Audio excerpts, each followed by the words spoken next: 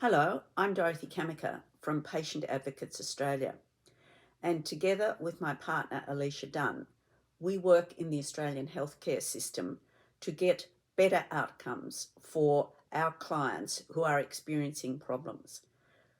We work in the aged care system, we work in the private system, we work in the public system, we work in the NDIS, and we work in the mental health care system. What we have experienced since we've been in this practice is that the commonest issue that clients call us with is about communication.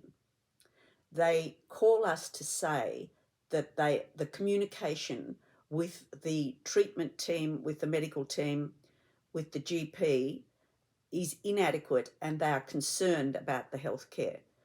So essentially, clients find it very difficult to contact the doctor who is in charge of the care. They find, especially this is the case where the patient is hospitalised.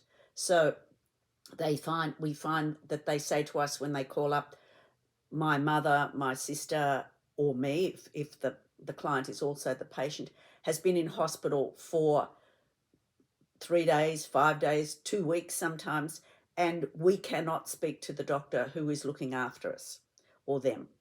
They say, we don't know what the diagnosis is, we don't know what the treatment plan is, we haven't had the results of the tests that have been done, and we don't know anything about what's planned for discharge. We cannot communicate with the doctor who is in charge of the patient. We don't even know who the doctor who's in charge of the patient is. Often they say, we go in there early in the morning and sit there for hours trying to be there when the doctor comes. But sometimes we've missed the doctor, we've got other things to do, we can't sit in there for 5 hours a day just hoping to be there at the same time as the doctor.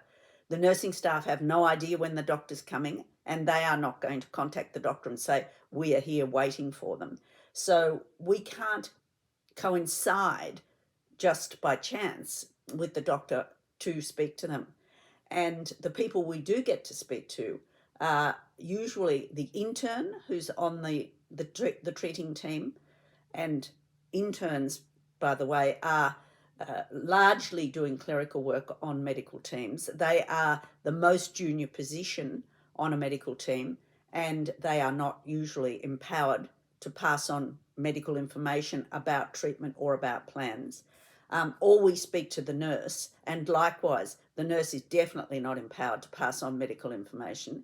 So the communication that we do have is with people who do not have the information or the authority to hand on the information to us. So our problem is that things that we want to tell the doctor who is treating the patient or information that we want to get from that doctor are just not available to us.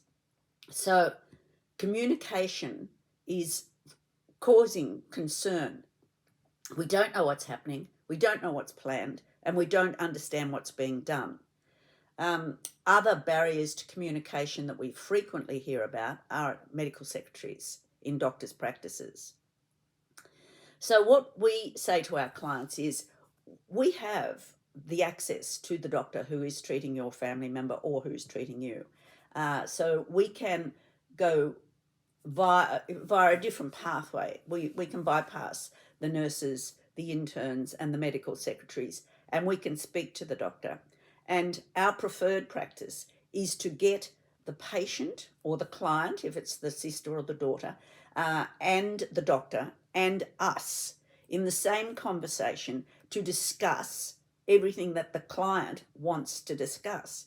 The client might want to say to the doctor, look, I need you to know that my mother has been dizzy for weeks before she came into hospital, and it all started when she was put on this particular medication. Now, I know she's been put on a medication to handle that dizziness, but she has been dizzy for weeks, and I want you to know that information. Now, we can then say to the doctor, right, so there's information that the client really wanted you to have. And then we can have a conversation with the doctor that includes all the information that the family want the doctor to know, and then say to the doctor, now what is the treatment plan? What are you thinking is going to be the progress for this patient? How is the next 3 days going to look for this client?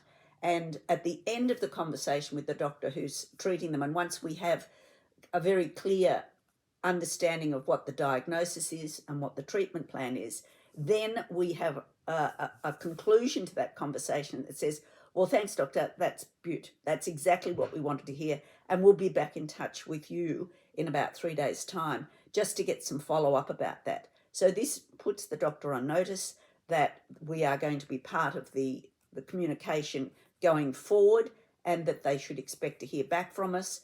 And so that establishes a communication loop where the family, the doctor, and us are in the same communication. And if there's any medical terminology or any test results given during that conversation, then we can speak to the client about that result or whatever has been discussed in language that they can understand. We can tell them, translate for them the medical language. What we can do is become the communication go-between between the doctor, the patient, or the client, and keep that loop going for as long as it takes for the client or the patient to get through the system. Another thing that we get told a lot by our clients is that this is especially true of general practice, but it's also true in specialist meetings in the specialist rooms, is that they feel they're under tremendous pressure time-wise to conclude the consultation. And when we're part of that conversation, when we attend via telehealth a GP or a specialist consultation, then what we do is we take the pressure off the client at this stage. The GPs tend to understand that they need to spend the time with the client to impart the information that the client needs. So time pressure comes out of the equation a lot when you have a patient advocate in that same conversation. The intimidation of meeting the doctor's requirements, time requirements for that interview tend to come out of it. So one of the issues that we overcome very quickly, usually within hours, often our clients say to us, we've just had communication, we've just had a level of information with you on board in 2 or 3 hours that we haven't had in weeks. So suddenly the concern level, the stress level for the client will drop markedly because they are in the loop with the communication and they know that the doctor now has the information that they wanted him to have about the client. So communication is one of the commonest issues that clients raise with us when they call us, and communication is one of the things that we are best positioned to resolve. Poor communication will be sorted if you get yourself a patient advocate into the loop within a fairly short time.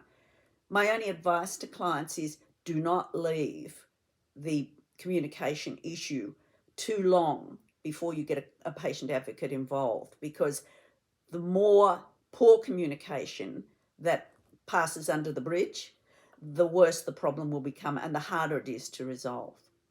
So one of the things we do is communication.